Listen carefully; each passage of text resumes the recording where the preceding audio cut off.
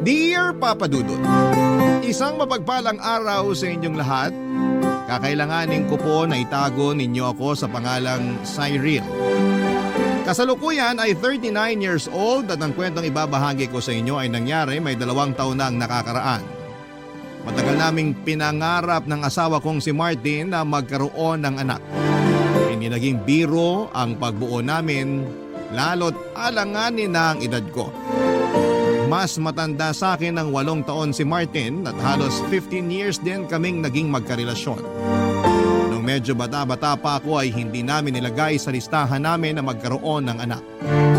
Na-enjoy kasi namin na kaming 2 lamang ang magkasama.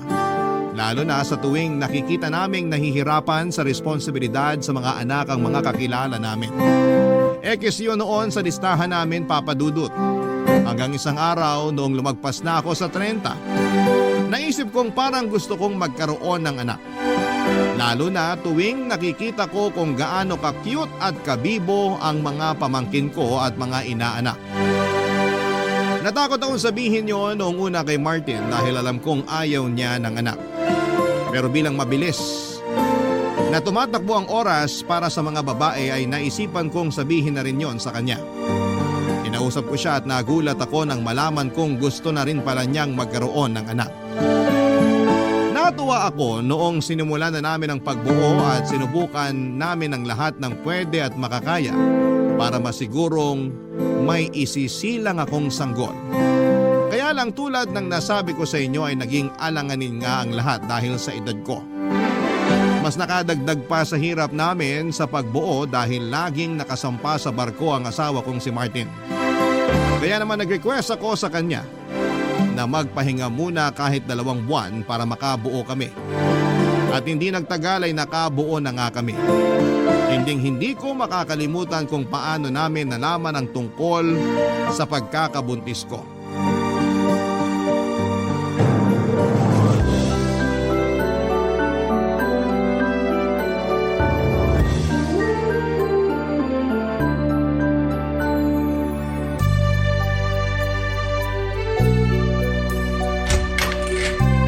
Martin, busy ka? Inaayos ko lang tong zipper ng maleta ko. Oo nga pala. Sasampa ka na pala ulit sa barko next week. Oh, huwag ka na malungkot. Babalik din naman ako bago magpasko. Alam ko naman. Sanay naman ako na lagi kang wala. Parang papunta ka na sa panunumbat na may halong toyo yan ah. Ewan ko ba? Nung isang araw pa ako tinutoyo. Huwag ka mag-alala. Magmamaasim ako na parang suka. Para perfect match tayo. Uy, huwag ka na malungkot ha. Pati ako nahahawa na sa'yo eh. Sorry kung nadamay kita sa mood ko. Bagsak lang talaga yung emosyon ko ngayon. Gusto kong sisihin yung full moon. Pati buwan na nananahimik sa langit pag didiskitahan mo. Ayos lang yon. Mabilis lang ang araw. Magugulat ka na lang. Nasa tabi mo na naman ako. Hindi lang naman kasi pag-alis mong kinalulungkot ko eh. Ay, alam ko. Sorry ha. Ba't ka nagsusorry? Hindi mo naman kasalanan kung bakit hindi tayo nakabuo habang nakabakasyon ka. Feeling ko kasi nadala ko ng pressure sa maikling bakasyon ko na makasama ka. Tapos, kailangan makabuo ka agad tayo bago ako sumampa. Kaya siguro naging mahina yung alaga ko. Hindi nakapag-perform ng maayos. Huwag ka nga. Nag-level up nga yung performance mo eh. Ako nga tong mukhang hindi nakahabol. Kaya siguro hindi tayo nakabuo. Wala na lang sisihan. Nag-enjoy pa rin naman tayo kahit talo. Babawi tayo pag babako ulit ng barko, okay? Okay. Gusto mo tulungan kita sa maleta mo? Alam mo, kailangan ko nga ng tulong mo. Pwede bang paikuha yung toolbox sa garahe? Sige. May iba ka pang papakuha? Palambing na rin ng orange juice na maraming ice. Saka kung may natira pang pandesal kaninang umaga. Okay lang? Ikaw pa ba? Thank you, mahal. O sige, iinitin ko na yung pandesal at saka… Oh, okay ka lang, mahal? Okay lang. Medyo nahilo lang bigla. Sa puyat siguro to kagabi. Sabi kasing wag nang tapusin yung pinapanood mo kay drama kagabi. Ako na lang kukuha ng toolbox sa garahe. May gusto ko bang kainin? Didiretso na rin ako sa kusina. Pakuha na lang ng tubig tapos damihan mo ng ice. Mala. Kailan ka pa uminom ng tubig na may ice? Para akong naglalaway sa yelo eh. Hindi ko alam. Puyat yan. Sige, kukuha na ako. Ano gusto mo ipares sa tubig na may ice? Gusto mo nung natirang spaghetti natin kagabi? Ayoko nun. Nasusuka ako doon. Ha? Halos na kalahati mo nga yung niluto mo spaghetti kagabi ah. Tapos ngayon nasusuka ka? Ewan, parang bigla akong nasusuka. Nasusuka ako kapag naaalala ko yung amoy at kulay ng spaghetti. Naumay ka siguro tapos nakadagdag pa yung puyat mo. Para ka namang doktor niyan. Kulang na lang resetahan mo ako ng gamot. Kung may re-reseta man ako sa'yo, dalawa lang yun. Yakapsul at Kispirin. Yak! Ang luma ng banat ah. Pengi naman ang Kispirin dyan oh. Parang sasakit tong ulo ko eh. Sige na nga. Oh, pati sa bibig ko, umay ka na rin ba? Hindi ko alam. Sandali. Pupunta lang ako ng banyo. Cyril? Okay ka lang ba? Okay lang. Sabi ko na eh. Buntis ka na. Kinabigla ko talaga ang huling sinabi ni Martin. Buntis ako. Paanong nangyari? Nakailang beses akong gumamit ng pregnancy test pero lahat negative. Tapos nung sinukuan ko na ang pag-check ay bigla namang sasabihing nakabuo na kami. Hindi ko na maintindihan kung bakit lagi na lamang kaming ginugulat ng tadhana. Kinabukasan, nanginginig ako noon na nagbukas ng pregnancy test kit at makalipas lamang ang ilang minuto matapos kong gamitin ay nakumpirmang tama ang hinala ni Martin. Napalundag kaming pareho sa sobrang tuwa. Hindi talaga namin inakala. Kung kailan naman paalis na siya ay saka humabol ang magandang biyaya. Iba talaga kapag sinurpresa ka ng tadhana. Magugulat ka talaga at aapaw ang saya. Hindi na namin naayos ang maleta ni Martin at nag-celebrate kami kaagad. Lumabas kami ng bahay para kumain sa paborito naming resto at saka pinag-usapang muli ang biyayang natanggap namin. Napakasaya namin. Kung alam nyo lang, walang kasing saya. Ilang taong kaming sumubok na makabuo at lahat ng mga taong yon ay napuno ng pagkadismaya dahil lahat ng test ay negative. Nakadagdag pa sa pressure ng mga kakilala namin na panay ang tanong kung kailan kami makakabuo para makarelate na raw kami sa mga kakilala naming pamilyado na. Lahat naman ay sinubukan namin pati na nga ang mga pamahiin at pagsayaw sa ubando. Ginawa namin yon. Ganon kami kasabik na magkaroon ng anak. Akala namin kaming dalawa na lang talaga sa mundo ang magkakasama ni Martin at sinusubukan na naming tanggapin yon. Tapos isang araw, nakarating na sa wakas ang magandang balita bago kami tuluyang sumuko. Pinadalahan na kami ng anghel sa aking sinapupunan. Nadagdagan na naman kami ng dahilan para lumaban pa araw-araw. Naging inspirado na kaming pareho lalo na si Martin na mas ginanahan sa pagtatrabaho.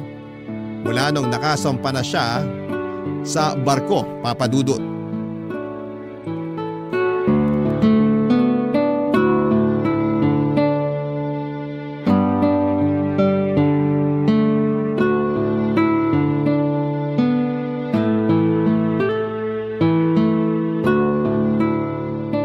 Gaano na kabilog yung tiyan mo? Wala pa akong 2 buwang buntis. Hindi pa to bibilog agad. Sorry, na-excite lang. Kanina pa kasi dumadaan sa newsfeed ko sa Facebook yung mga mauumbok na tiyan ng mga buntis. Nainggit ako. Nainggit ka? Eh di pabilugin mo rin yung tiyan mo para magmukha kang 9 months everyday. Grabe ka naman sa akin. Gusto ko, sa'yo yung bubilog. Excited akong hawakan yung tiyan mo kapag lumaki na. Habang mo yung bilog ng gusto. Yung magmumukha akong manghuhula na humihima sa bolang kristal. Ganun ang gusto ko. Ginawa mo pa talagang bolang kristal ang tiyan ko? Maghintay ka. Malapit na to. Baka makipagkompetensya pa ako sa pakwan sa pagiging bilugan. May insecure sa'yo lahat ng bilog na prutas pag nangyari yun. Baka nga ikaw to ipatong sa mesa bilang bilog ng pampaswerte sa bagong taon. Kung ano-ano na lang nai-imagine mong itsura ng tiyan ko ha. Hindi ko mapigilan eh. Bago ako matulog, lagi kong ini-imagine na magkasama na tayong dalawa. Tapos, kinakamot ko yung ibabaw ng tiyan mo. Lalo na yung uusling pusod mo. Ha? Bakit naman uusli ang pusod ko? Normal daw kasi yun sa mga buntis. Huwag ka mag-alala. Mahal pa rin kita kahit kasing laki na ng chiko yung pusod mo. Kinakabahan naman ako sa pusod ko. Gusto ko lubog pa rin to. Hayaan mo na. Ilang buwan lang naman nakalitaw yung pusod mo. Pagkatapos nun, konting exercise lang siguro. Lulubog na ulit yan.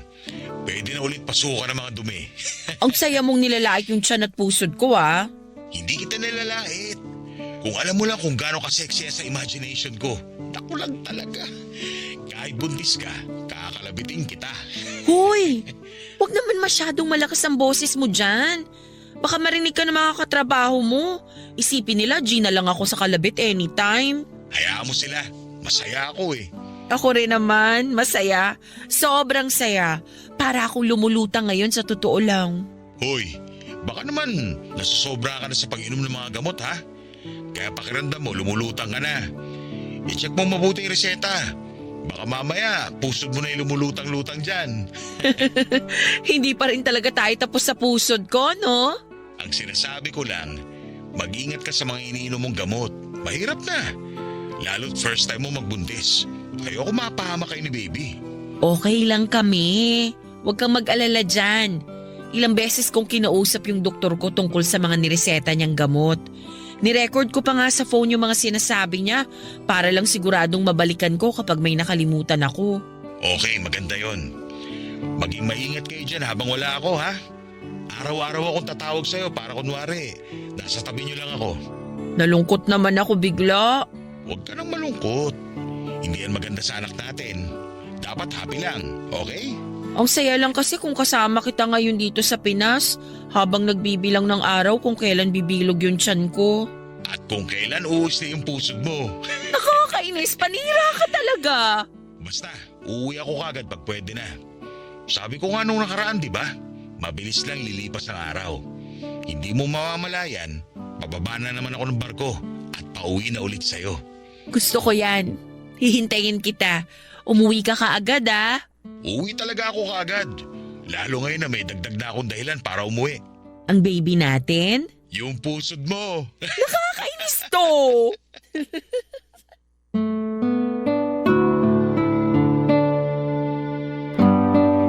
Nagtawanan pa kami at nag-usap ng ilang sandali bago nagpaalam si Martin para matulog na. Gabi-gabi kaming magkausap noon at wala kaming ibang naging topic kundi ang pagbubuntis ko. Ewan ko ba, parang hindi kami nauubusan ng pag-uusapan at enerhiya kapag tungkol na sa anak namin ang usapan. Lalo na si Martin, kahit madalas pagod siya kapag nakakausap ko. Pero oras na mag-update na ako sa kanya tungkol sa pagbubuntis ko ay parang milagrong nawawala ang pagod at pagkabugnutin niya. Iba talaga ang epekto ng anak sa magulang. Kahit yung mga sanggol na hindi pa lumalabas sa mundo pero alam mong nasa sinapupunan lang ng mahal mo. Iba talaga. Pagkatapos nga ng mga tawagan namin ay buwaba pa ako sa kusina para uminom ng mainit na gatas. Pagkapanhi ko ng kwarto ay binalikan ko ang mga reseta at voice recordings ng doktor ko para malaman kung tama ang ginagawa ko. Hindi pa ako kaagad nakakatulog dahil para pa rin akong nakalutang mula sa masayang pag-uusap namin ng asawa kong si Martin. Panay ang hawak ko sa tiyan ko at ini-imagine ko na kasing bilog at kasing laki na yon ng pakwan. Lagi ako napapangiti. Hindi na ako makapaghintay. Kahit ang pagpusli ng pusod ko ay nakapagdulot ng kasabikan sa akin. Lahat ng magpapakita na buntis ako ay gusto ko. Kahit na hindi pa magmukhang kaaya-aya ang itsura ko sa mga tao ay wala akong pakialam. Wala na ako ibang pakialam maliban sa bubuuin naming pamilya ng asawa ko. Sa tuwing nagbumuni-muni ako ay hindi magtatagal ay makakaramdam na ako ng antok. Isang madaling araw ay bigla akong nagising dahil sa kakaibang pananakit ng tiyan ko. Napabangon ako at nakiramdam. Hindi ko mapigilang mapangiwi sa sobrang sakit. Dinampot ko ang cellphone ko para tawagan si Martin nang bigla kong maramdaman, Papa Dudut, ang mainit na likido na dumadaloy sa aking hita. Dinudugo ako, Papa Dudut. Barangay Love Stories. Barangay Love Stories. Nakunan ako. Nakumpirma ko yon nang mag-isa akong pumunta sa ospital. At hindi ako makapaniwala habang nakatingin sa akin ng doktor at binabasa ang nakasulat sa kanyang clipboard. Para ako nakalutang sa pagkakataong yon, nakalutang ako hindi dahil sa saya kundi sa dami ng katanungan. Bakit? Bakit kailangan mawala ang ipinagbubuntis ko? Bakit kailangan sa akin mangyari yon? Ang tagal kong hinintay ang pagkakataon na maging ina ako, pero bakit bigla yung binawi sa akin? Bakit saglit lang pinaranas sa akin ang pagiging ina? Bakit pinaranas sa akin na magkaroon ng bata sa sinapupunan ko kung babawiin din pala?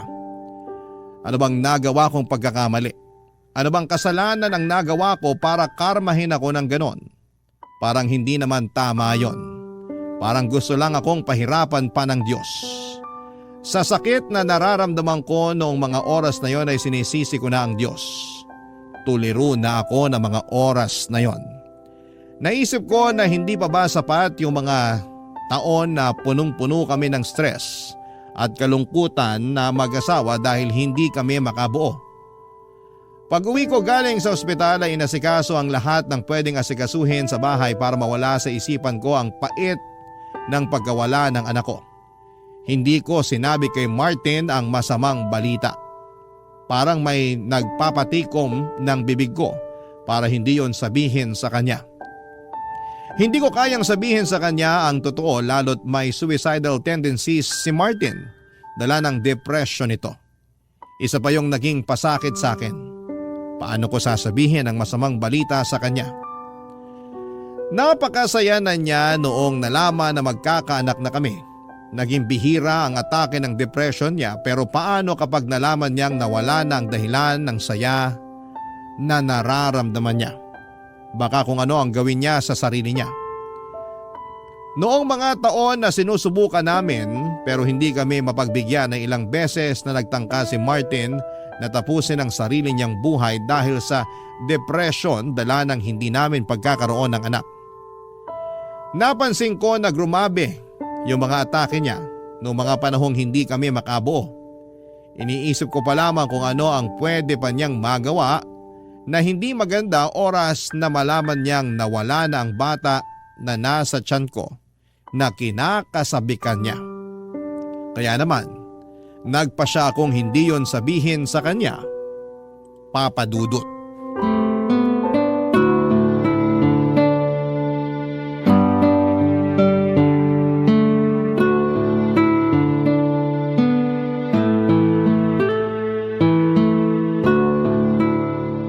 Buti naman, sinagot mo na tawag ko. Pasensya na mahal, naging busy kasi ako buong araw. Hindi ko nga halos natignan yung cellphone ko. Naiwan ko pala dito sa kwarto, kaya rin hindi ko nasagot yung mga tawag mo kanina. Bitbitin mo lagi yung cellphone mo. Para kung may emergency man, madali mo lang ako matatawagan. Hindi magkakaroon ng emergency.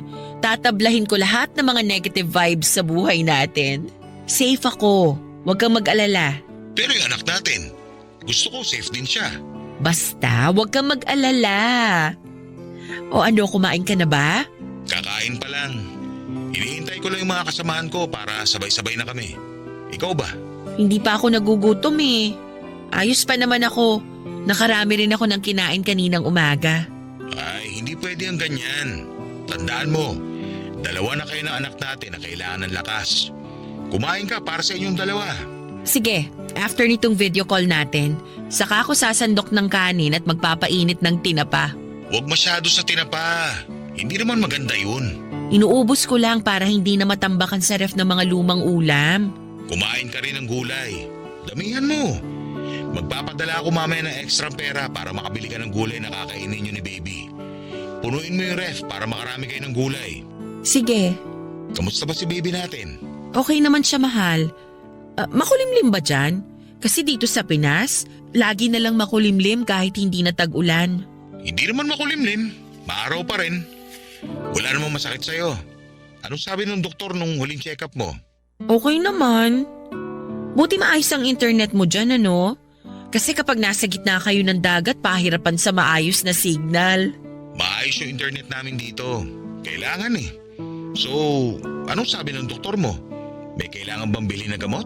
Wala naman. Anong internet ba ang gamit nyo? Baka pwedeng yan na rin ang ipakabit natin dito sa bahay. Kasi minsan naiinis na ako ang bagal ng internet natin, nakaka-stress. Huwag kang magpaka-stress. Sige, papakabit tayo ng mas mabilis na internet. Please, iwasan ma-stress, mahal ha? Ayoko maka-apekto yan sa baby natin. Naku, hindi no. Hindi maaapektuhan ng stress ang baby natin. Lalaking healthy at matibay to tulad ng papa niya. Yan din ang gusto ko. Maging healthy siya at masiyahin din. Parang mama niya. True. Kumusta pala ang mga bisita niyo dyan sa barko? May artista ba kayong nakasakay? Pa-video greet ako ha. Okay naman sila, pero mahal. Baka pwedeng pag-usapan natin si baby. Ha? Bakit? Hindi ka pa ba nagsasawa na sa tuwing magkausap tayo, puro si baby ang topic? Hindi ah. Alam mo naman na kapag si baby ang usapan mas lalo akong ginaganahan. Sa susunod na tayo mag-usap tungkol kay baby. Marami pa namang ibang araw. Gusto muna kitang kumustahin. Kwentuhan mo naman ako. Ayos naman ako dito, mahal, pero ayun, paminsan-minsan tinatamaan ng lungkot. Pero kinakaya ko naman lalo kapag naiisip ko kayo. Kaya nga sana gusto kong pag-usapan kayo ni baby para mabawasan yung lungkot ko. Alam mo naman kapag nagtuloy-tuloy ito, ayoko maulit yung pagtatangka ko sa buhay ko. Lalo na't magkakanak na tayo. Kailangan kong maging matibay. Kaya please, kung pwede sana, pag-usapan natin lagi si baby. Kahit yun lang. Para akong kinurot sa puso nang marinig ko ang pakiusap ni Martin. Lalo na noong napatitig ako sa kanya at napansin kong malungkot nga siya. Hindi ko man lang naisip na nasa gitna ng karagatan ng asawa ko at malayo sa mga mahal niya sa buhay at hindi man lang makatapak sa lupa. Talagang malungkot yon para sa kanya. Nakonsensya tuloy ako lalo na pero hindi ako nagpadaig doon. Kahit may parte sa akin na gusto ko nang umamin kay Martin pero pinigilan pa rin ako ng takot. Takot na baka mas lalong mabaon sa depression ng asawa ko. Malayo pa naman kami sa isa't isa at hindi ko siya mababantayan. Paano nga kung magtangka siyang muli na tapusin ang buhay niya? Paano ko siya matutulungan kung malayo ako sa kanya? Sana maintindihan ninyo, ang paglilihim ko ay paraan ko para proteksyonan ang asawa ko. Hindi ko na alam ang gagawin. Humingi ako ng milagro sa Diyos na baka naman pwedeng ibalik ang anak namin sa tiyan ko. Pero alam ko naman na imposible yon. Hanggang sa bigla akong nakaisip ng paraan. May gabing sumaglit ang ideyang yon sa isipan ko. Desperada na kasi ako at tinawagan ko ang nooy 25 anyos na pinsan ni Martin na si Alan. Palikero si Alan at hindi napipirme sa isang babae. Hindi nagpapatali. Bata pa kasi kaya mainit pa ang dugo at sobrang taas ng libido sa katawan. Naisip kong siya ang solusyon sa problema ko. Alam kong kaya ko siyang mapapayag sa plano ko lalo't nasabi minsan sa akin ni Martin na naging crush ako ng pinsan niyang si Alan. Malawak naman ang isip ng asawa ko at crush lang naman daw yon at alam niyang mapagkakatiwalaan niya ang pinsan niyang yon. At mapagkakatiwalaan din niya ako na hindi papatol kay Alan anuman ang mangyari. Ayaw ko mang sirain ang tiwalang yon ni Martin sa akin pero nakaisip na kasi ako ng masamang plano. Pero para yon sa ikabubuti ng kalagayan ng asawa ko.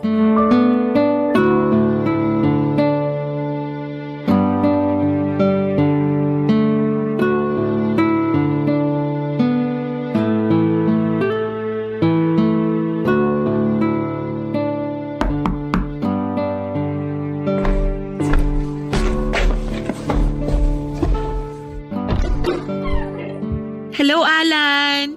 Halika, pasok ka. Salamat. Kumusta ka, Ate Cyril? Cyril na lang. Masyado mo namang pinaparamdam sa akin na matanda na ako. Pasensya na, pero hindi yun ang intensyon ko. Sa totoo lang, ang bata mo pang ang tingnan eh. Mas mukha pa nga akong matanda kaysa sa'yo. Tsaka inaati kita kasi paggalang ko na rin yun sa'yo bilang asawa ni Kuya Martin. Huwag mo na akong galangin. Bastusin mo ko. La, grabe ka naman. Bastusin talaga. Biro lang. Maupo ka. May gusto ka bang inumin? Kainin? Maraming laman ref ko. Kailangan ko ng janitor fish na sisimot ng hindi ko naubos na ulam. Yun naman pala ang dahilan kung bakit mo ako pinapunta rito. Tagasimot ng tirang ulam. Baka meron ka pang ibang gustong simutin dito sa bahay. Willing akong ibigay. Kahit ano. Yung mga branded na polo ni Kuya Martin. Panghatak ko rin sa mga babae yun kung sakali. Ouch naman. Ibang babae pa ang gusto mong hatakin nandito naman ako. Biro ba yan? Hindi ako nagbibiro pagdating sa paghatak. Namiss mo siguro yung mga hatak ni Kuya Martin, no? Oo eh. Ang hirap kapag nasa malayo ang asawa mo. Oo, mahirap nga.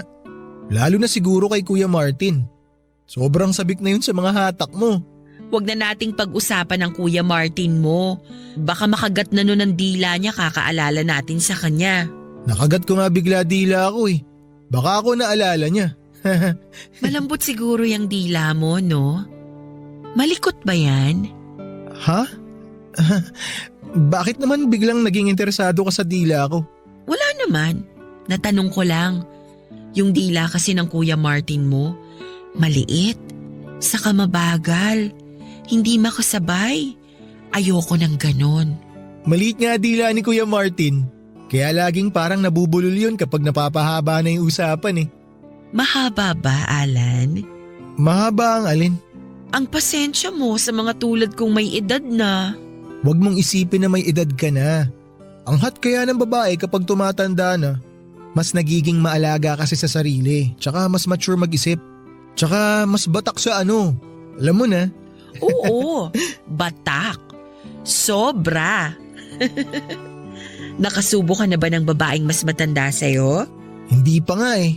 Mahina ako sa mas matanda sa akin. Akala kasi nila totoy pa ako. Kahit totoy ka, tingin ko satisfying sa pakiramdam kapag kasama ka na. Sa reviews ng mga nakaano ko, magaling naman daw ako. Pangmatagalan ng baterya, sabi nila. Gusto ko yan. Pangmatagalan ng baterya. Matagal pa naman ako bago mapagod. Ang swerte naman ni Kuya Martin. Paano kung sabihin ko sa'yo na pwede kang maging kasing swerte ng Kuya Martin mo? Ha?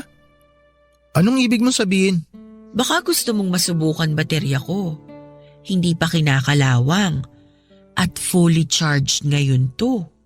Teka, tama ba tong naglalaro sa isip ko? Siguro. Pero may gusto pa akong ipalaro sa'yo. Ano yun? Malalaman mo kapag sumama ka sa akin sa kwarto.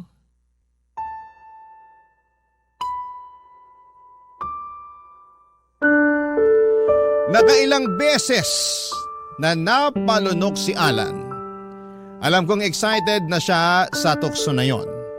Agad ko siyang hinatak papasok sa kwarto para maisakatuparan ang plano ko. Ang magpabuntis kay Alan sa lalong madaling panahon. Bahala na.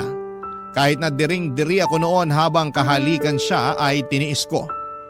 Inisip ko na lamang ang kasiping ko noon ay ang asawa kong si Martin. Mapusok nga si Alan.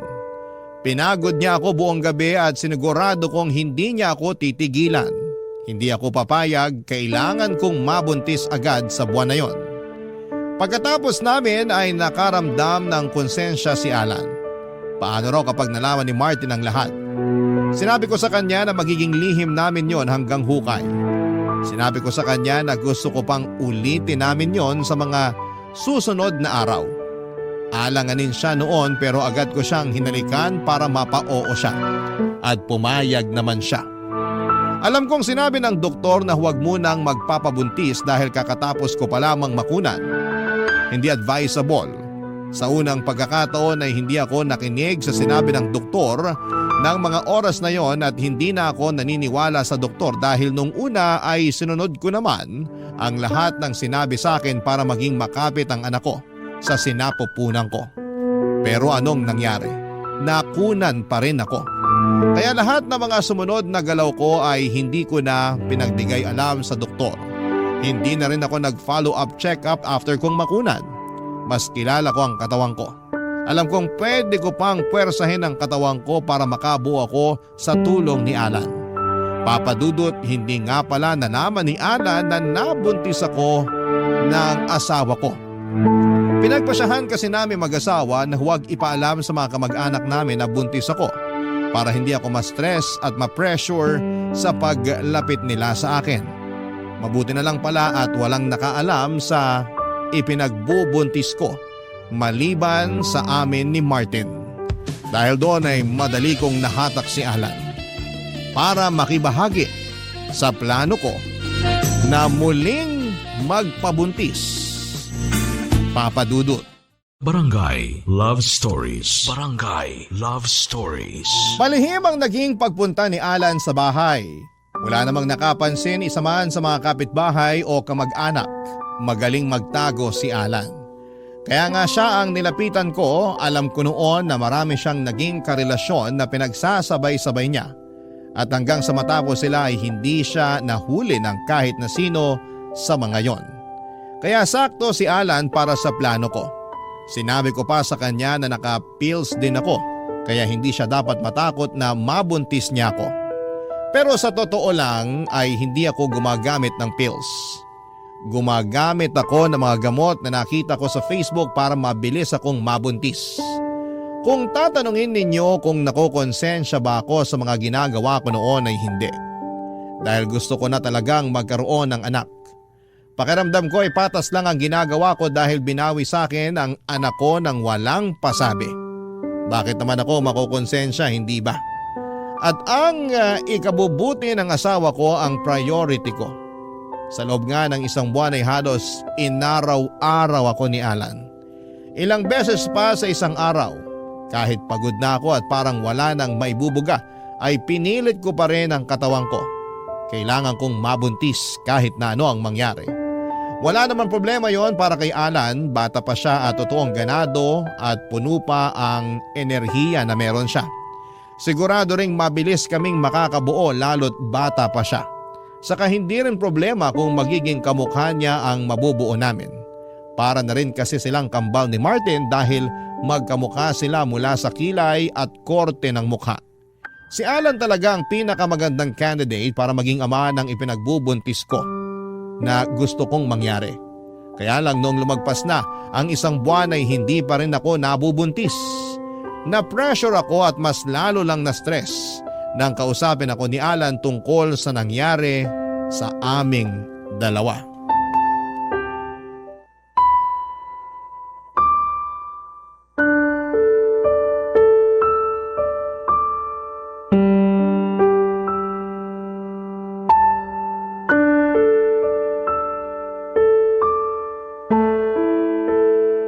Kaya na ba? Isang round pa. Ha? Okay ka lang ba? Kanina ka pa nakatulala dyan eh. Masyado ba kitang pinagod? Sabi sa'yo pang matagalan baterya ko. May iniisip lang ako. Huwag ka nang masyadong mag-isip dyan. Makakaapekto yan sa performance mo. Gusto mo pa ba? Nakailan na tayo ah. Kaya mo pa? Ako pa talagang tinanong mo. Aba syempre, may ibubuga pa to. Ikaw, meron pa ba? Meron pa naman. Ako pa ba? Kaya lang... Kaya lang ano? Nakokonsensya na ako eh. Bakit? Bakit? Dahil kay Kuya Martin, syempre. Sabi naman sa'yo, wag mo nang isipin yun. Wala siyang malalaman. Maghuhugas lang ako ha. Tapusin mo na yung pag-overthink at konsensya mo. Tapos next round na tayo ha. Parang ayoko na ng ganito, Cyril. Ha? Paanong ayaw? Matapos mo akong patikimin ng langit sa kakaaatras? Gusto ko pa rin naman, kaya lang… Gusto mo naman pala eh. Yun ang mahalaga. Pero may isa pa akong gusto eh. Kaya pa yan ang baterya ko.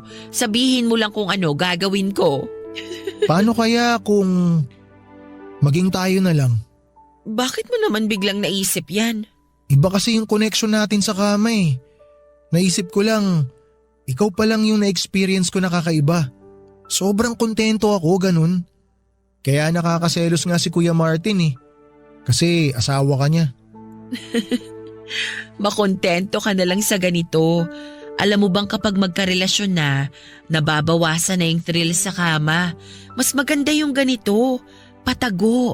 Mas masarap. Pangarap nga to ng mga kaidaran mo, di ba? Parang namimiss ko na kasi yung pakiramdam na meron girlfriend. Yung steady lang. Ayoko na ng papalit-palit ng babae. Eh di isipin mo na lang na girlfriend mo ko. Ganun na lang. Pero gusto ko tayo na talaga. Hindi pwede. Bakit hindi pwede? Sabi mo naman napapasaya kita sa kama. Sabi mo mas magaling ako kaysa kay kuya. Ano pa bang ibang requirements mo para pumasa na ako bilang boyfriend mo? Mahal ko ang Kuya Martin mo. Hindi tayo pwede, Alan. Alam ko na alam mo kung ano tong pinasok mo. Hanggang kama lang tayo. Oo, alam ko nga pinasok ko. Pero pwede naman kasi magbago isip ko eh. Alam ko na sinabi ko sa'yo nung una na gusto kong ikama lang kita. Pero habang tumatagal, nagbago feelings ko eh. Hindi yan uubra sa akin. Kasal kami ng Kuya Martin mo. May annulment naman. Mahal ko nga si Martin. Kaya hindi pwede. Ni minsan ba hindi ka na-attract sa akin? Ay. Alam mo naman siguro yung tungkol sa suicidal tendencies ng Kuya Martin mo, di ba? Oo, alam ko. Ako pa nga yung unang nakahuli sa kanya nung nagtangka siyang magbigti. Di ba? Nagtulungan pa nga tayo para maibaba siya sa kisame. Kaya mo pa bang makita ulit yon? Hindi ko kaya. Ayoko ng pagdaanan ulit yun. Kapag nalaman niyang may nangyayari sa atin, pwedeng matagpuan na naman natin siya sa kisame. Sige ka. Baka lang kasi… Nakakaya ba ng konsensya mo yon? Lalo't pinagtapos ka niya ng pag-aaral? Pati mga luho mo tuwing Pasko sagot niya. Sobrang bait ng Kuya Martin mo sa'yo. Tapos gaganunin mo siya? Wala akong alam sa mga nangyayari sa kabilang buhay. Pero malakas ang kutob ko. Kahit ando na ang Kuya Martin mo, baon pa rin niya ang galit niya sa'yo. Kapag nalaman niya na tinuhog mo ang mahal niyang asawa. Huwag ka namang ganyan, Cyril. Sinasabi ko lang sa'yo ang pwedeng mangyari. Oras na malaman ni Martin ang tungkol sa ginagawa natin. Ikaw naman tong nang akit sa akin eh. Pero tumuka ka, di ba? Sa tingin mo, kanino siya masigit na magagalit? Ay, tama ka. Kaya nga ilihim na lang natin to. At least nag-e-enjoy pa rin naman tayo, di ba? Ayaw mo nun? Nag-e-enjoy ka na. Pwede ka pang makipagrelasyon sa iba. Hindi naman ako stricto. Mature naman ako mag-isip. Walang problema sa akin kung makikihati ako sa girlfriend mo. Ayoko na. Hindi ko to pwedeng gawin kay Kuya Martin. Tapusin na natin to. Hindi na kaya ng konsensya ko eh. Inis na inis akong nakatitig kay Alan matapos niyang sabihin yon. Bakit umatras na lamang siyang bigla? Hindi pa ako tapos sa kanya at hindi pa kami nakakabuo. Sa inis ko ay pinagtabuyan ko siya palabas ng bahay. Napaiyak na lamang ako dahil parang walang pinuntahan ang efforts ko para mabuntis. Bumalik ako sa kwarto para mahiga dahil pakiramdam ko ay nanghina ako sa mga nangyari. Patuloy lamang ako sa pag-iyak hanggang sa bigla kong naramdaman na umiikot ang paningin ko. At bigla ay naduwal ako. Nagmadali akong sumuka sa banyo at noong natapos ako ay napangiti ako. Nagpahinga ako at kinabukasan agad kong nilabas ang isang pregnancy kit mula sa cabinet ng banyo at doon ay nakumpirmang buntis nga ako. Wala akong kasing saya noon pero agad kong naisip si Alan. Malalaman at malalaman itong buntis ako lalo't hindi ko naman nakakasama si Martin. kaya nakaisip ako ng plano. Pinabalik ko si Alan sa bahay para kausapin. Ayaw na sana niyang harapin ako pero sinabi kong buntis ako at doon siya natakot. Minanipula ko pang muli si Alan at nagkunwaring natatakot ako sa ipinagbubuntis ko. Maski siya ay nadamay sa takot ko. Mas lalo siyang nabaon sa konsensya at natakot sa responsibilidad. Sinabi niyang hindi pa siya handang maging isang ama. Lihim akong napangiti. Sinabi ko na ipapalaglag ko ang nabuo namin dahil pauwi na si Martin. Agad naman siyang pumayag. Sinabi niyang mag-ingat ako sa gagawin ko para hindi malaman ni Martin. Tumango lamang ako at saka pinaalis na siya. Nagmadali naman siyang umalis ng bahay at mula noon ay iniwasan na niya ako. Pagkatapos noon ay tinawagan ko si Martin para pauwiin. Minanipula ko rin ang asawa ko na magmadali siyang umuwi. Mabilis naman pumayag ang asawa ko at sinabing gagawa siya ng paraan para makauwi agad. Para makasama ako dahil lungkot na rin daw siya sa barko. Napangiti akong muli, Papa Dudut, parang pinapayagan ng langit na buuin ang mga plano ko. Parang sa unang pagkakataon ay pumapanig sa akin ang tadhana. Makalipas lamang ang 2 linggo ay umuwi si Martin para sa ilang linggong bakasyon. Makakatulong yon para hindi magtaka si Alan kapag pinaalam na namin sa lahat na buntis ako. Iisipin niyang nakabuo kami ni Martin habang nagbabakasyon ang asawa ko sa Pilipinas.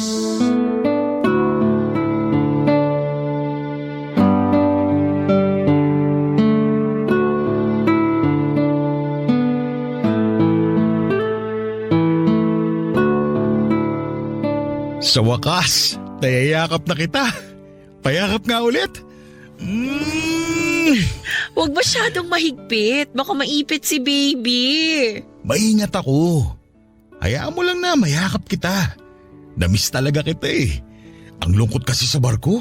Ang lungkot din naman dito. 2 lang kami ni baby na magkasama. Hayaan mo. Mag-iipon ako ng maigi para hindi ko na kailangan sumampa ulit sa barko. Tatapusin ko lang yung kontrata ko ng 1 taon. Tapos, magkakasama-sama na tayo ng matagal. Magnegosyo na lang tayo. Mas gusto ko talagang kasama ka rito. Ayoko nang mahiwalay sa'yo. Ayoko rin naman na mahiwalay sa'yo. Kahit lagi tayo nakakapag-video call, kulang pa rin eh. Gusto ko na nahahawakan kita. Lalo kapag maumbok na tiyan mo. Gusto ko masubaybayan yun. Oo nga pala. Nagpunta ako sa doktor last week. Oh, ano sabi? Nalaman ko na mali pala yung bilang ng doktor sa buwan ng pagbubuntis ko. Nung nagpa-check up tayo, 1 linggo pa lang pala akong buntis. Ay teka, wala pa atang 1 linggo. Ha? Pwede palang malaman na buntis ka na kahit 1 linggo pa lang? Oo naman. Maganda na ang teknolohiya natin ngayon. Kahit nga siguro 1 araw pa lang akong buntis, madedetect na agad eh. Ano ba yan? Kala ko pa naman malapit na kami magkita ni baby. Matatagalan pa pala. Magkikita pa rin naman kayo. Na-adjust lang yung buwan. Mabuti na lang. Nagpa-check up ka pala nitong huli. At least na-monitor natin ng tama yung pagbubuntis mo. Kaya nga eh. At least sumaba pa yung time ko para mag-practice ng pag-iri ko. Para hindi naman nakakahiya kung wala ako sa tono. Kailangan pala nasa tono ang pag-ire. Oo, kailangan. Nire-rate ni Doc at ng mga nurse ang pag-ire pag nagle-labor. Tsaka baka pogi yung doktor na magpapaanak sa akin. Nakaka-turn off yun kung sintonado ako, di ba? Uy, nakakaselos naman yun. Akala ko ba ako lang ang gwapo sa paningin mo? Hindi naman tumabiro. Para sa akin, ikaw lang talaga. Ano ka ba? Akala ko naman nagbibiruan lang tayo rito. Sorry na. Kinabahan lang ako. Munti ka na ako ma-insecure eh. Pasensya na. Oo nga pala, maiba ako. Dumaan ba rito si Alan nung wala ako? Ha? Hindi ah. Bakit mo naman naisip yan? Sabi ko kasi sa kanya, nadaan-daanan ka rito sa bahay habang wala ako. Para may kasama ka. Nag-alala kasi ako sa'yo ng gusto, lalo't mag-isa ka lang dito. Hindi naman siya dumaan ni minsan. Alam mo naman yung pinsan mo na yun. Lagi na lang ng bababae. Busy yun. Bata pa kasi siya kaya mainit pa ang dugo. Pero oras na makakilala siya ng tulad mo, baka diretso altar na yun. Nasa lahi pa naman namin na kapag na-inlove na, yun na talaga. Loyal na kami sa isa. Nako, malabong mag-settle down yung pinsan mong yun. Mahaba pang panahon na hihintayin bago mauma yun sa pambababae. Wala ka naman tiwala sa lahi namin. Ako nga no, kabataan ko, babaero talaga ako. Pero nung nakilala kita, ayoko na sa iba. Kaya sigurado ako na ganun din si Alan. Lodi kaya ako nun. Change topic na nga. Oh, pa-change topic. Kasi naman, nai-imagine ko yung pambababae mo bago mo ako nakilala. Parang gusto ko tuloy toyoin dahil sa selos. Ay nako, wag. Kakauwi ko lang. Toyo ka agad na yung pambababad mo sa akin. Wag ganun. Namiss ko ang adobo, pero hindi ang toyo mo. Alam mo kung paano mawala ang toyo ko? Paano? Halika sa kwarto. Ituturo ko sa'yo. Teka, hindi ba makakasama sa baby natin yung gusto mo? Pwede pa naman madaganan to. Hindi pa naman nakausli pusod ko eh. Nagpahatak naman si Martin papasok ng kwarto at doon ay may nangyari sa amin. Wala akong kasing saya na makasamang muli ang asawa ko pero lalong umangat ang saya ko nang maisip na buo na kaming pamilya. Magkakaanak na kami kahit na hindi siya ang totoong ama. Hindi naman niya alam. Ang importante ay nabuo sa sinapupunan ko. Umiwas na ng tuluyan si Alan at pinagtataka yon ni Martin pero pinaintindi ko na lamang kunwari sa asawa ko na hindi naman palagi ay close silang magpinsan. Doon pa lang ay natigil sa kakaisip ang asawa ko sa nangyaring paglayo ni Alan. Hindi ko alam kung anong swerte ang dala ni Alan pero sobrang kapit ng bata. Naging sobrang smooth ang pagbubuntis ko. Nang mailabas ko na nga ang anak ko ay napansin agad ni Martin na kamukhang kamukha niya ito. Lalo na raw sa kilay at hugis ng mukha. Natawa na lamang ako at sinabing malakas ang lahi niya. Hindi siya naghinala. At kahit 2 taon na ang nakakalipas, wala pa rin siyang kaalam-alam na hindi niya anak ang iniluwal ko. At wala akong balak ipaalam yon sa kanya. Maswerte nga rin ako kasi nag-ibang bansa na si Alan. Mas lalo kaming nawala ng pagkakataon na magkita at mas napadali ang pagkawala ng konsensya sa pagitan namin. Masaya na ako lalo't kasama na namin ng anak ko si Martin. Hindi na nga muling sumampa si Martin sa barko at nanatili na lamang sa Pilipinas kasama ko. Ngayon ay pinaplano naming magkaroon pa ng isa pang anak. Pero nahihirapan na ako dala ng edad ko at maswerteng naihabol ko talaga ang panganay namin, ang anak ni Alan na buong buhay ko hanggang sa kabilang mundo ay walang ibang kikilalaning ama kundi si Martin. At araw-araw kong ipinapanalangin na ipaubaya na sa akin ang lihim na yon. Nangako akong magiging mabuting ina at asawa bilang kapalit. Nga po pala, sinadya ko pong ibahin ang mga pangalan ng mga taong naging bahagi ng kwento ko. Gusto ko lamang pong makasigurado na may tatago ang pagkakakilanlan namin kahit papaano. Hanggang dito na lamang po ang aking liham. Isa po ako sa mga masusugid ninyong tagapakinig sa Barangay LS. Sana'y mabigyan ng tsansa na maitampok ang aking kwento. Muli maraming salamat sa inyong lahat. Ang inyong kabarangay, Cyril. Ang sabi nila dapat daw ay palagi tayong malaya na i-express ang pagmamahal na nararamdaman natin.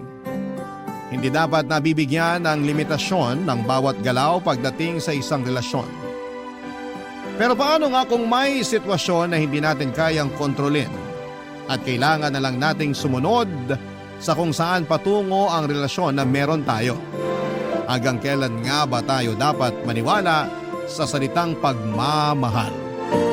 Dear Papa Dudut, itago niyo na lamang po ako sa pangalang Maylene, 32 years old at nagtatrabaho bilang internal auditor sa isang kumpanya dito sa Alabang. Matagal na akong avid listener ng Barangay LS 97.1 at etong programa ninyo talaga ang pinaka-paborito ko sa lahat. May mga kwento ng buhay kasi kayong ine-ere na minsan ay nakaka-relate ako. Tapos ay naiiyak pa ako sa madramang parte. Mababaw din kasi ang luha ko at gustong gusto ko rin ang mga payo na ibinibigay ninyo sa inyong mga letter sender. Kaya naman kayo rin talaga ang naisipan kong sulatan para kwentuhan at hinga ng payo tungkol sa problema ko sa buhay. Pangalawa ako sa 5 magkakapatid at maagang nag-asawa ang panganay na kapatid namin. Kaya hindi niya natapos ang kolehiyo. Ako naman nang magsimula sa college hanggang sa makapagtapos ay walang ibang inisip kung hindi ang responsibilidad ko bilang breadwinner ng pamilya. Wala na kasi akong tatay at ang nanay ko naman ay nagtatrabaho sa isang factory ng soft drinks. Kaya hindi rin ganong kalaki ang kinikita niya. Nang makapagtrabaho na nga ako ay masyado akong nag-focus sa career at responsibilidad ko. Mabuti na lamang at naging maayos ang lahat sa pamilya namin hanggang sa napagtapos ko na ang 2 ko pang kapatid. Tinutulungan na rin nila ako noon sa mga gastusin sa bahay pati na rin sa pag-aaral ng bunso naming kapatid. Nang ma-promote ako sa trabaho at kinailangan ng magtrabaho at ma-assign sa ibang lugar ay umupa ako ng apartment na malapit sa opisina namin, Papa Dudut.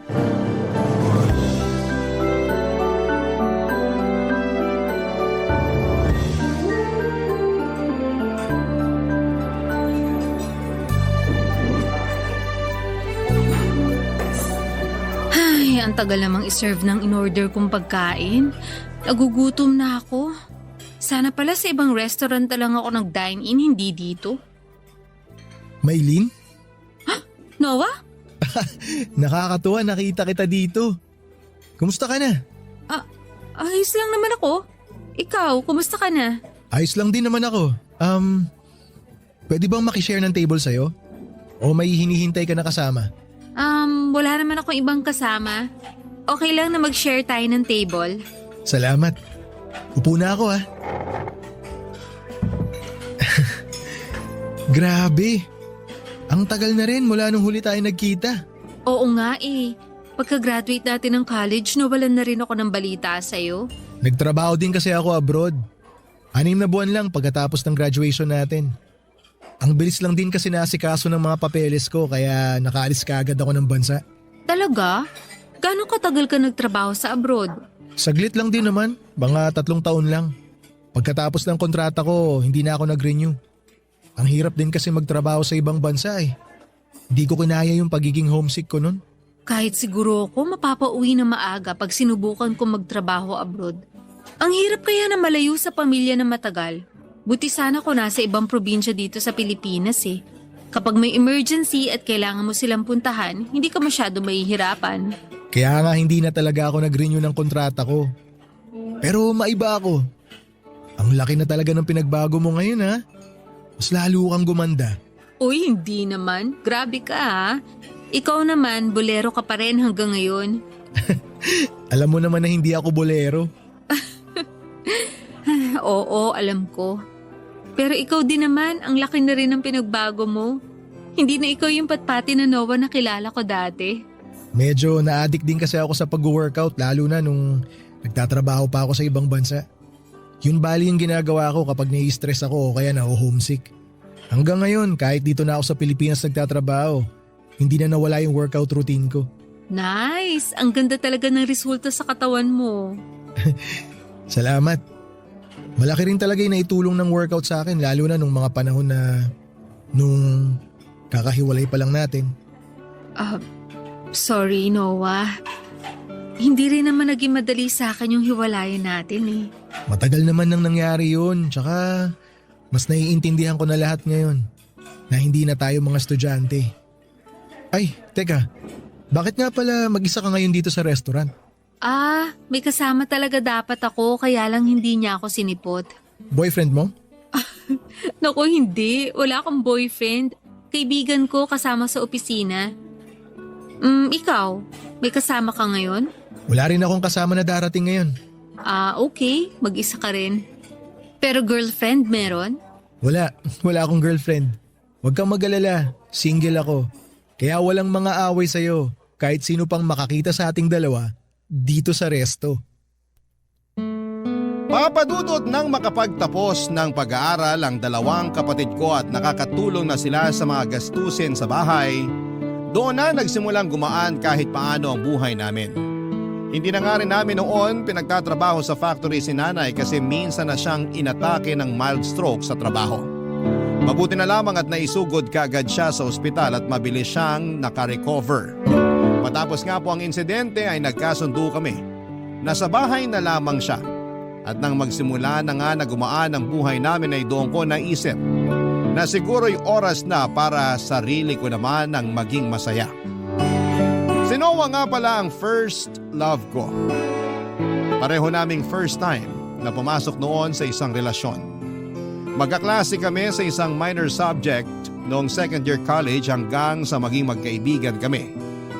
At naging magkaibigan. Kaya lang ay naghiwalay kami sa pagtungtong namin ng fourth year dahil sa stress ako sa pag-aaral at part-time job ko. Habang nag-aaral kasi sinasabay ko na ang mag-part-time na trabaho sa isang maliit na opisina sa amin bilang encoder. Pakiramdam ko noon ay hindi na ako nagiging fair sa relasyon namin dahil nawawala na ako ng time kay Noah. Kaya naman binitawan ko na siya. Wala talaga kaming naging maayos na closure dahil ayaw niyang tanggapin ang pakikipag-break ko sa kanya noon. Hanggang sa napagod na lamang din siya na habulin, suyuin at subukan na ayusin ang natapos naming relasyon noon. Pero sa muli naming pagkikita pagkatapos ng ilang taon ay nagsimula ang pagbalik ng closeness namin sa pamamagitan ng pagchat-chat at tawagan sa isa't isa. At sa kabila nga ng nalaman ko tungkol sa kanya ay hinayaan ko pa rin na muli siyang pumasok sa buhay ko. Inamin kasi sa akin ni Noah na may anak na siya at kasal siya sa nanay nito pero 2 taon na raw silang magkahiwalay. Papa Dudut.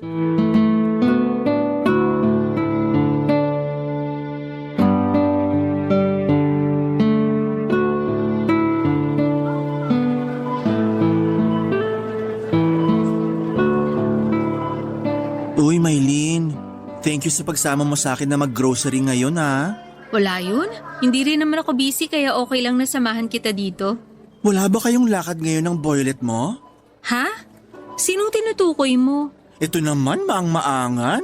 Kunwari pa to. Isa lang naman yung boylet mo na lagi mong kinukwento sa akin. Yung first and last ex-boyfriend mo, girl. Ah, si Noah. Siya nga, wala nang iba. So, bakit hindi nga kayo magkasama ngayon? Kasi di ba kapag weekend, lagi kayong may lakad? May ibang lakad siya ngayon. Kapag ganitong unang linggo ng buwan, busy talaga siya sa family niya. Oh, I see. Pero, boyfriend mo na ba siya? Naku, hindi pa, no? Oh, hindi nga. Hindi pa pero malapit na? Hindi ko alam. Pa-demure ka pa dyan. Alam ko naman kung saan papunta yung ligawan na yan. Pero mukha naman siyang mabait sa picture at sa mga kwento mo. Ang tanong, mahal mo na ba ulit? Ang showbiz ang tanong mo, ha? Ganun talaga. Kaibigan mo ako eh. Ay, teka. Di ba boylet mo yon? Ha? Nasaan? Ayun no. Nasa malapit sa cashier. Si Noah nga. Tara, lapitan natin. Noah! Oh, Maylin. Anong ginagawa mo rito? Sinamahan ko si Jello na mag-grocery dito. Ito nga pala, siya yung kaibigan at office mate na kinukwento ko sa'yo. Jello, si Noah nga pala. Hi Noah. Ang gwapo mo pala sa personal. Salamat. Ano palang ginagawa mo dito? Bumili lang ako ng ice cream kasi nag-request yung anak ko. Kasama niya si nanay sa parking nitong grocery. Hinihintay nila ako. Talaga? Nandyan lang sila sa parking? Oo. Pauwi na rin dapat kami kaso nakalimutan naming isama tong ice cream sa mga pinamili namin kanina. Kaya ako na lang yung bumalik para bumili. Maylin, mauna na ako ha. Baka naiinip na sina Jillian tsaka si nanay sa kotse. Okay sige. Ingat kayo pa uwi. Salamat. Tawagan na lang kita mamaya. Bye. Sige Jello, alis na ako. Ingat kayo! Girl, may anak na pala boylet mo? Ay, oo. Hindi ko pala nakwento sa'yo yung tungkol doon. Pero matagal na silang hiwalay nung nanay nung bata. Hindi naman siguro sila kasal, no? Kasal. Kasal pero annulled na yung kasal, tama? Hindi. Hindi pa. Nako, ibig sabihin pala, magiging kabit ka lang ng boylet mo kapag sinagot mo siya. Uy, grabe ka, hindi naman. Matagal naman na silang hiwalay ng babae. Nag-uusap na lang sila tungkol sa bata. Pero kasal pa rin siya, girl. Kaya real talk lang ha, magiging kabit ka pa rin niya. Bakit daw hindi ba sila nagpapaanal? Sinubukan nila kaya lang, hindi rin inapprove sa korte. Kasi wala raw sapat na dahilan para mapawalang bisa ang kasal nila. Naglabas na nga raw sila na malaking pera nun pero nasayang lang. Kaya hindi na nila muna prioritize ang tungkol sa pagpoproseso ng annulment. Ang hirap din pala ng sitwasyon mo. Kahit maging boyfriend mo na siya, hindi mo pa masasabi na sa'yo lang talaga siya. Kasi nakatali pa rin siya sa kasal nila nung nanay ng anak niya. Kaya, sorry ha. Pero sa mata ng iba, lalo na sa mga taong nakakakilala sa kanya, magiging kabit ka lang talaga ni Noah. Papadudot, ikinasal si Noah sa ex-wife niyang si Faye noong ipinagbubuntis pa lamang nito ang anak nila bago pa man siya umalis ng bansa noon para magtrabaho. Ang sabi niya, 2 buwan pa lamang silang magkarelasyon nang mabuntis niya ito kaya wala na siyang nagawa nang ipakasal silang dalawa ng mga magulang nila. Pero nang bumalik si Noah sa Pilipinas at muli silang nagsama bilang mag-asawa ay 2 taon lang ang itinagal noon. Noong naramdaman nilang dapat nang tapusin ang namamagitan sa kanila. Hindi raw kasi talaga sila magkasundo kaya nagdesisyon na silang maghiwalay. Pagkatapos nga ng ilang pagchat-chat at tawagan na ginawa namin nila Noah ay nagkasundo kaming magkita o sabihin na nating mag-date. Sa unang date namin, Papadudot, ay puro tungkol sa nakaraan ang napagkwentuhan naming dalawa. Hanggang sa napunta nga sa natapos naming relasyon. Sinabi ni Noah na hanggang sa mga oras na yon ay mahal niya pa rin ako. At ako raw ang first love niya. Humingi siya ng isa pang pagkakataon para sa aming dalawa at sinabi ko naman na handa akong ibigay yon. Pero wag muna kaming magmadali. Marami na rin ang nagbago sa aming dalawa sa muling pagtatagpo ng landas namin, Papadudot. Pero nang bigyan ko ng pagkakataon na muli naming makilala ang bagong version ng isa't isa, alam ko na hindi yon magiging madali para sa amin. Lalo na nga, Papadudot, at kahit hiwalay na si Noah sa nanay ng anak niya, nananatili pa rin siyang nakatali dito dahil hindi pa napapawalang bisa ang kasal nilang dalawa ng mga panahong yon. Papadudot. Barangay Love Stories. Barangay Love Stories. Hindi nagtagal, Papadudot, tuluyan ko nang muling binigyan ng isang pagkakataon ang naputol naming relasyon ni Noah. Naging porsigido rin kasi siya sa panliligaw niya sa akin at nanumbalik din lahat ng kilig at pagmamahal na nararamdaman ko sa kanya noon. Hindi ko na ipinagdamot pa ang second chance sa aming dalawa at pakiramdam ko noon ay hindi ko yon pinagsisisihan dahil palaging pinaparamdam ni Noah sa akin ang pagmamahal niya. Ma-effort din siyang boyfriend kasi kahit magkaiba kami ng schedule at rest day sa trabaho ay gumagawa siya ng paraan para matuloy ang date naming dalawa. Pinupuntahan niya ako sa place ko o kaya ay sa opisina pagkatapos ng trabaho niya. Magkasama din kami palagi kapag off niya sa trabaho at madalas na nagmo-movie marathon lang kami sa bahay. Pagkalipas nga ng ilang buwan sa relasyon namin ay nagdesisyon kami ni Noah na magsama sa isang apartment na parehong malapit sa pinagtatrabahuhan namin, Papadudot.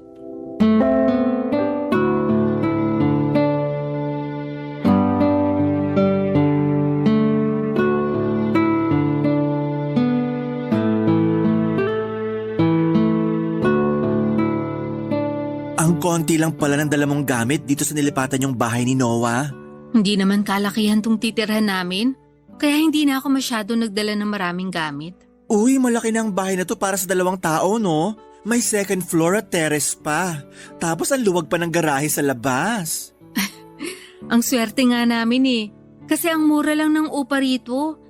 Balik kakilala ni Noah yung may-ari nito na nakatira na ngayon sa ibang bansa. Kaya sa rawalan tumira at pamahayan pa ng mga kung ano-ano, pinaupan na lang sa amin para maalagaan na rin. Ang swerte nyo nga. Sakto na to sa inyo kahit magkaanak pa kayo ng 5. Anong anak ang pinagsasasabi mo? 5 pa talaga ah. Girl, magsasama na kayo sa iisang bahay na parang mag-asawa ng boyfriend mo. Kaya hindi imposible na mangyari yun. Pero wala pa naman yun sa plano namin eh. Ni hindi nga namin yung pinag-uusapan. Matanong ko lang, gumagamit ba kayo ng proteksyon kapag, alam mo na, Madalas oo. Pero may mga oras na hindi. kita mo na? Kaya posible pa rin na makabuo kayo, lalo na ngayon na magsasama na kayong dalawa. Kung mangyari man yun, wala naman ako nakikitang masama.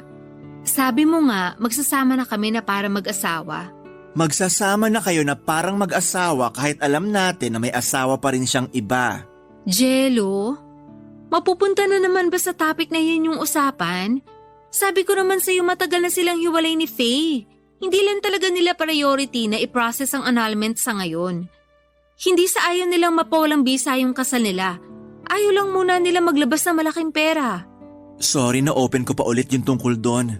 Sa totoo lang kasi, ako yung medyo nahihirapan sa sitwasyon mo kaya ayun, di ko mapigilan sarili ko na magsalita tungkol doon. Maiba ako, kumusta ba kayo ng anak ni Noah?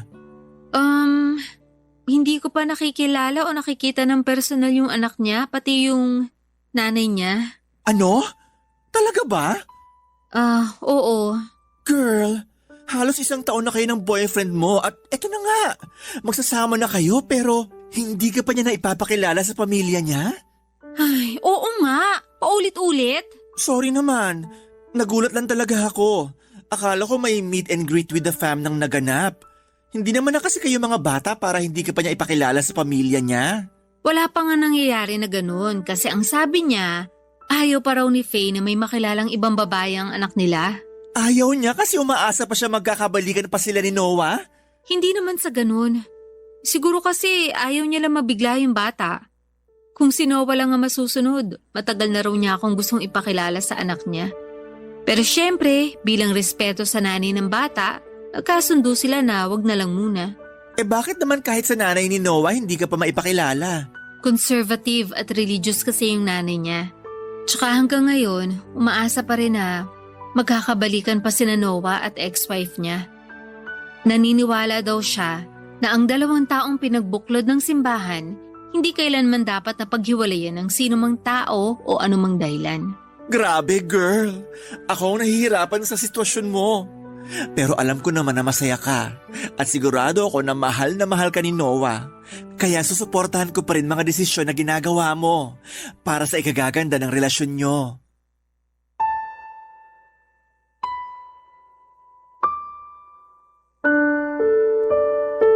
Papadudot, buo naman talaga ang desisyon ko noon sa pagpayag ko na magsama na kami sa isang bubong ni Noah. Alam ko kasi na doon namin mas lalong makikilala ang isa't isa tapos ay seryoso na rin talaga ako sa relasyon naming dalawa. Nasa tamang edad na rin kami para gumawa ng ganong desisyon kaya wala akong nakikitang kahit na anong problema. Isa pa ay malapit talaga yung kinuha naming bahay sa mga trabaho namin. Nung umpisa ay nanibago ako noong magsama kami ni Noah. Ang laki din ng adjustment sa part ko kasi kahit paano, nagbibigay pa rin ako ng panggastos kina nanay noon. Si Noah din ay regular na nagbibigay ng sustento sa dati niyang asawa para sa anak nila. Umuwi din siya sa bahay ng nanay niya tuwing unang linggo ng buwan at 1 linggo siyang nananatili doon kasama ang anak niya. Pero hindi naman kasama ang dati niyang asawa doon dahil may sarili na itong bahay sa natitirang 3 linggo sa 1 buwan. Yon ang oras na sa akin siya at ako lang ang kasama ni Noah. Ganon ang naging setup namin, Papa Dudut.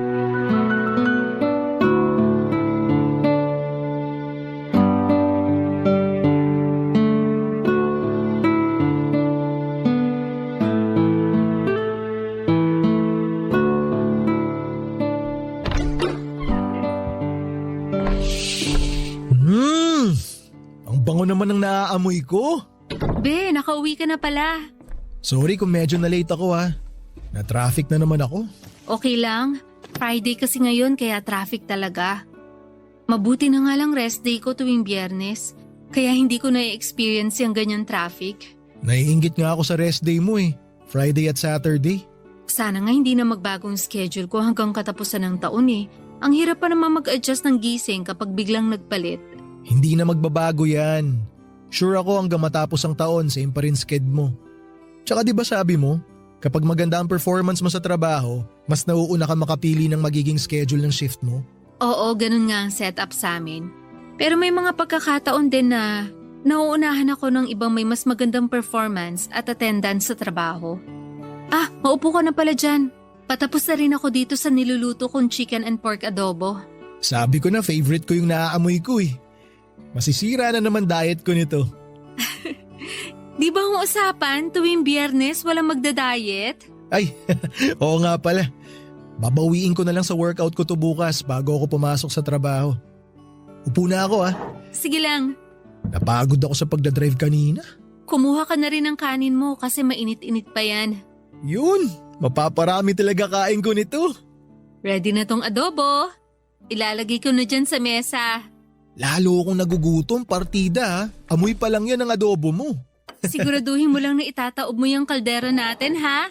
Sinarapan ko talaga tong luto ko. Salamat be ha. Buti na lang konti lang kinain ko nung lunch namin kanina. Pero be, hindi talaga ako makaget over. Amoy pa lang kasi talaga nitong niluto mo, alam kong sobrang sarap na eh. Ikaw kaya ang reyna pagdating sa chicken and pork adobo? Tuwing nagluluto kasi ako, lagi kong nilalagyan ng secret ingredient. Ano bang secret ingredient ang nilalagay mo be? 2 galon ng 100% na pagmamahal ko. Kaya naman pala sobrang sarap talaga eh. Tamang-tama yung timpla tapos yung karne napakalambot. Sigurado ako kapag natikman to ng anak ko, magugustuhan niya rin to.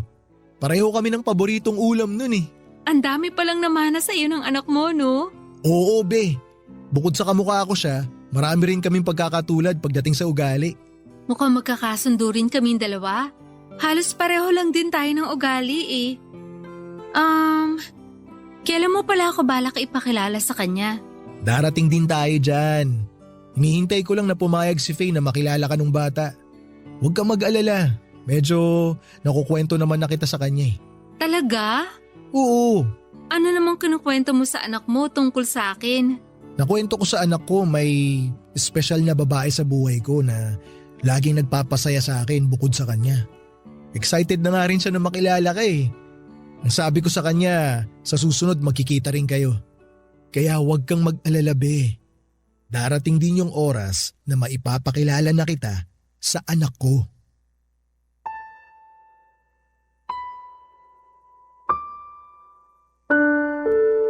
Papadudot pakiramdam ko noon ay hindi pa talaga ako tuluyang nakakapasok sa buhay ni Noah.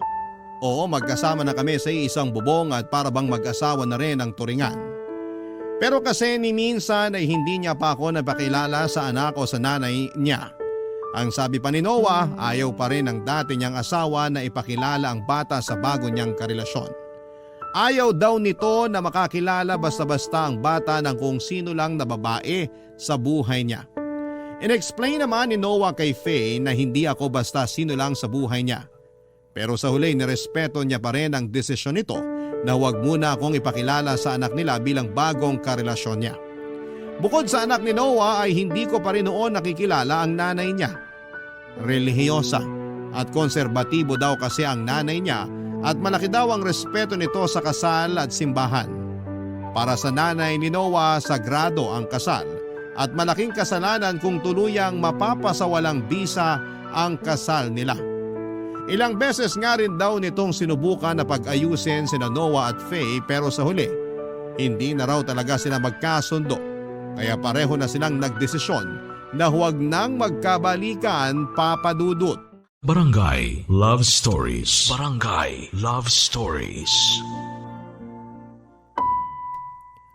Papadudot, sinubukan naman daw ni Noah at Faye noon na mag-file ng annulment para tuluyang mapawalang bisa ang kasal nila. Pero na-deny lamang yon sa korte dahil hindi raw naging sapat ang rason nila para maaprubahan ang annulment nila. Malaki rin ang nalabas nilang pera noon pero nasayang lang dahil kasal pa rin sila matapos ang lahat ng mga ginastos. Kaya naman mula noon ay hindi na muna nila pinag-usapan ang tungkol sa annulment.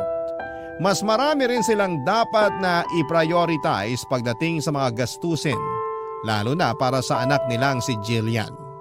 At bago rin ako nagdesisyon noon na sagutin si Noah, ilang beses kong pinag-isipan ang magiging lugar ko sa buhay niya. Bukod sa kasal pa siya sa dati niyang asawa ay wala naman akong masyadong naging problema sa kanya dahil halos lahat ng bagay ay napagkakasunduan naming dalawa. Kaya naman hindi ko na rin napansin noon na lumipas na ang mahigit na 3 taon sa relasyon naming dalawa. At sa paglipas ng panahon ay doon na ako nagsimula na maghanap sa relasyon naming dalawa. Doon ko na napansin na para bang may mali na sa setup namin ni Noah.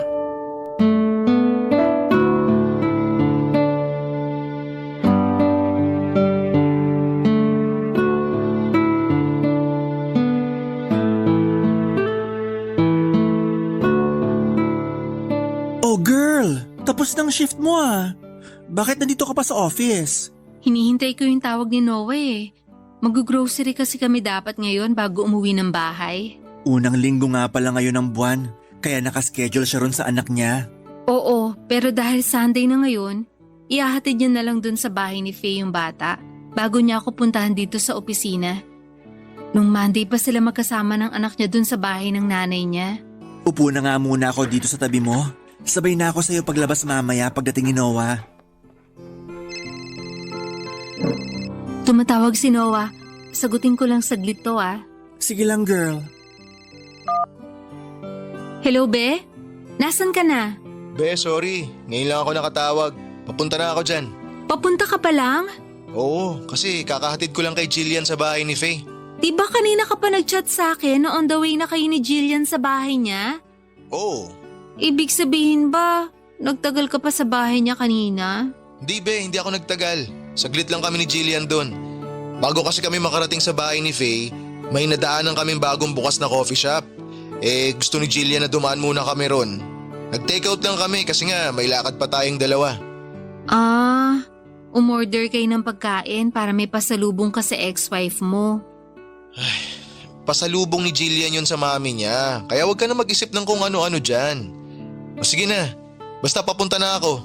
Hintayin mo na lang ako. Ano pa bang magagawa ko? Mag-ingat ka sa pagdadrive. Bye. Bye.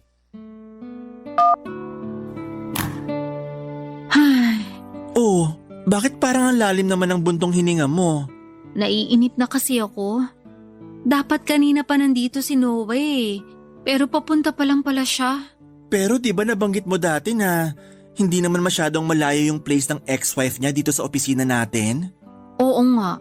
Kaya lang may usapan kami kung anong oras niya ako dapat susunduin dito sa opisina eh. Kasama niya kasi yung anak niya, kaya wala kang magagawa doon. Alam mo, Jello, wala namang problema sa akin kung anak niya lang ang kasama niya. Doon ako naiinis sa part na parang may bonding moment pa sila ng ex-wife niya. Well, hindi mo na maaalis yan kasi nanay siya ng anak ni Noah. Pero ako na yung current girlfriend. Kaya dapat limited na lang ang bonding nilang dalawa. Dapat nga wala na silang bonding at all. Dapat nga hindi na rin siya bumili ng pasalubong para kay Faye. Binilhan niya ng pasalubong ex-wife niya? Hindi direktang binilhan ng pasalubong pero dumaan daw sila ng anak niya sa bagong bukas sa coffee shop kanina. Gusto raw kasing bumili ng bata ng pasalubong para sa mommy niya. Oh, yung bata naman pala may gustong bumili ng pasalubong para sa mami niya. Anong problema doon? Kaninong pera ba yung gagamitin na pambili ng pasalubong? Malamang kay Noah, di ba? So, anong iisipin ni Faye? Kay Noah galing ang pasalubong at hindi sa anak nila. Teka nga. Akala ko ba malinaw na doon sa ex-wife niya na hindi na sila magkakabalikan ni Noah at nag-uusap na lang sila para sa bata. Ikaw pa nga yung paulit-ulit na nagsabi sa akin noon dati, di ba? Oo. Oh, bakit ngayon ikaw yung nagbibigay ng mali siya sa ginagawa nilang co-parenting sa anak nila? Ay, ewan ko. Ang hirap pala talaga ng ganitong sitwasyon. Mas mahirap ngayon na magkasama na kami ni Noah sa iisang bahay. Kasi kahit para mag-asawa na kami, hindi ko pa rin maramdaman na akin siya na 100%. Parang kailangan na palagi ako may kahati sa oras niya. Ganon talaga. Kasi may responsibilidad na siya sa ibang babae bago pa man maging kayo ulit. Sinabi ko naman sa'yo nung umpisa pa lang na mahirap yan. Pero dahil nga mahal mo si Noah, handa kang magtiis para sa kanya.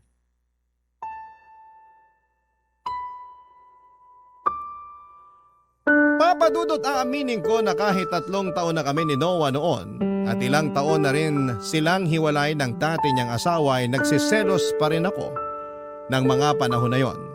Lalo na kapag nandoon ang boyfriend ko sa bahay ng nanay niya kasama ang anak niya. Nung umpisa ng pagsasama namin ay medyo nag-overthink pa ako na baka matagal silang magkasama sa bahay ni Faye.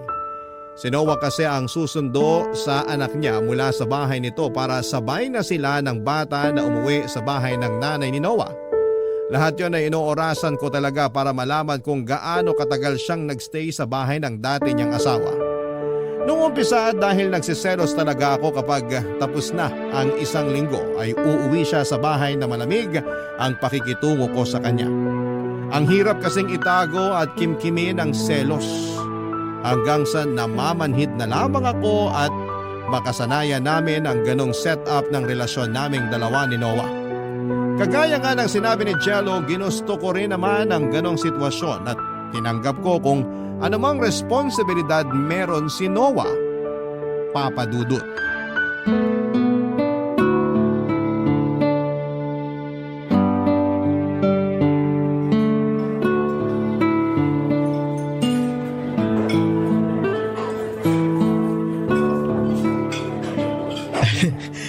Happy 4th anniversary ulit, be. Happy 4th anniversary. Thank you sa pagdala mo sa akin dito sa restaurant na to Na-enjoy mo ba yung mga pagkain? Sobra. Lalo na yung steak kanina. Grabe, dito lang ako nakatikim ng ganung kasarap na luto ng steak. Sabi ko naman sa'yo magugustuhan mo dito eh. Alam na alam mo talaga kung anong pagkain ang gusto ko. Siyempre naman. College pa lang magkakilala na tayo. Kaya alam ko na rin halos lahat ng tungkol sa'yo. Hindi ka naman nagbago eh. Wala naman talagang halos nagbago sa akin eh. Kasama na yung pagmamahal ko sa'yo mula nung college tayo hanggang ngayon. Kaya nga nagpapasalamat ako na binigyan mo ng pangalawang pagkakataon tong relasyon natin. Naramdaman ko kasi na mahal pa rin kita kahit ilang taon na yung lumipas mula nung maghiwalay tayo. Kaya hindi ko na sinayang yung pagkakataon na madugtungan ng kwento nating dalawa. Thank you talaga, Bea. At gaya nga ng pangako ko sa'yo noon, hinding-hindi ko sasayangin tong pagkakataon na binigay mo sa akin. Jillian, huwag kang tumakbo! Daddy! Sabi na nga ba ikaw yan eh? Jillian, anong ginagawa mo dito? Kasama ko po si Mami. Jillian, sabi ko na sa'yo na huwag kang tumakbo, di ba? Ayaw niya po kasing maniwala na si Daddy talaga yung nakita ko kaya lumapit na po ako. Baka lang kasi madapa ka, kaya kita pinipigilang tumakbo. Ay, Noah, pasensya na. Hindi ko na napigilan si Jillian na lumapit sa inyo. Ayos lang. Ano palang ginagawa niyo dito? May minita kong client na gustong kumuha ng kondo para sa fiancé niya. Sinama ko si Jillian kasi nakabakasyon yung yaya niya. Ah, ganun ba? Daddy, sino po siya? Siya si Maylene. Girl, Kaibigan ng daddy mo yung kasama niya ngayon. Di ba, Noah? ha? Oo. Jillian, this is your Tita Maylene. Friend ko. Hi po, Tita Maylene. Hello, Jillian. Mas cute ka pala sa personal. Personal? Bakit po? Nakita niyo na po ba ako sa picture? Oo, marami na ako nakita ng mga cute na picture mo sa cellphone ng daddy mo. Jillian, kailangan na nating umuwi. Baka matraffic pa tayo. Kiss ka na kay daddy. Daddy, uwi na raw po kami ni Mami. Pakis po ako sa inyo bago po kami umalis. Sige anak, kiss ka na kay daddy. Bye-bye, Daddy. Bye, Tita Maylene. Bye anak. Bye, Jillian. Sige, Noah. Mauna na kaming umalis ni Jillian. Mag-ingat kayo pa uwi. Salamat. Tara na, Jillian. Sige po, Mami. Bye po ulit, Daddy. Kaibigan? Kaibigan talaga? Pasensya ka na. Alam mo naman na may usapan kami ni Faye na wag mo nang ipaalam sa bata yung tungkol sa'yo eh. Oo, alam ko.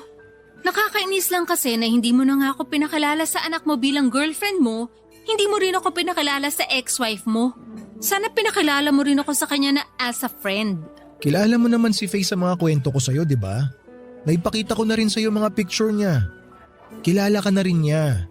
Ilang beses na kitang nakwento sa kanya. Pero iba pa rin yung pinakilala mo kami sa isa't isa. Para akong hangin lang dito sa harapan nyo kanina. Ni hindi ako sinulya pa ng ex-wife mo. Be, ganun lang talaga si Faye. Hindi siya palakibo sa ibang tao. Pero hindi ako ibang tao lang sa buhay mo, Noah.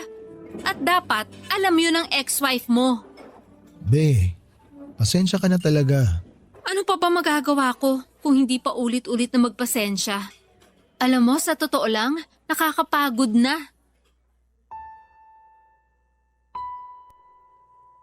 Papadudot minsan talaga. Kahit gaano mo kamahal ang isang tao, darating ka sa point na makakaramdam ka ng matinding pagod. Lalo na kung alam mong ikaw yung mas nag-a-adjust o nag-e-effort. Alam ko naman na ginawa ni Noah ang lahat para mapunan niya ang pagkukulang niya sa akin bilang boyfriend ko. Ayon nga lang ay hindi ko na mababago ang sitwasyon na meron na siyang malaking responsibilidad sa ibang babae. Kahit sabihin na anak niya lang naman ang responsibilidad niya. May mga oras na hindi ko pa rin maiwasan na magselos sa tuwing magkakaroon sila ng maikling oras para magkita o magkasama. Oo, anak na lang naman nila ang namamagitan sa kanila pero malalim ang pinagsamahan nila. Kaya may selos at takot pa rin akong nararamdaman. Nagkaayos din naman kami pagkatapos ng pagtatalo na yon sa resto noong 4th anniversary dinner namin. At kahit paano ay naramdaman ko ang lalong paglalambing sa akin ni Noah.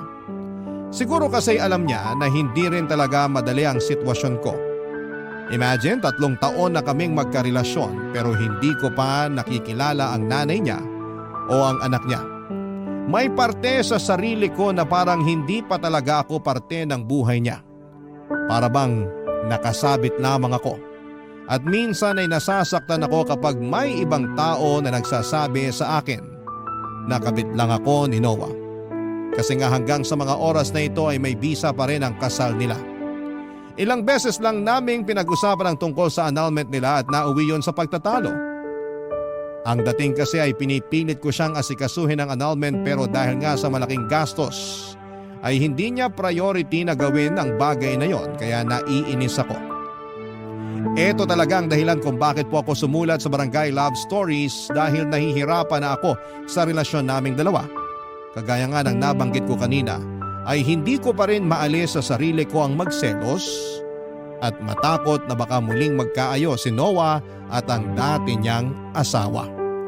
Dahil ang alam ko ay single pa rin si Faye hanggang sa ngayon.